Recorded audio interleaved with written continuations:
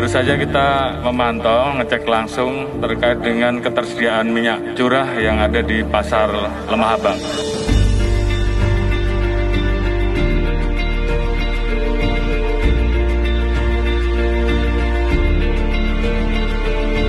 Tadi dilaporkan bahwa minyak curah baru mulai tersedia kurang lebih 2 hari ya. Tadi kita sudah cek di produsen minggu ini memproduksi kurang lebih 120 ton sehari. Tentunya saya minta Pak Kapolda, rekan-rekan stakeholder dari pemerintah daerah, Pak Pangdam, kita bantu untuk mengawal distribusinya, titik-titik yang masih kosong diinformasikan.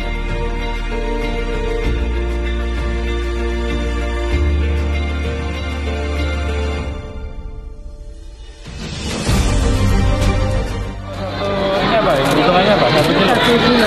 Dijualnya berapa? Itu jualnya 15,5. 15,5? Iya. Dari agen? Iya, betul. Bapak beli berapa harganya? Ini? 14,5. Berapa? 14,5. 14,5? Iya. 1 kilonya ya? Iya. Dijual 15,5? Iya.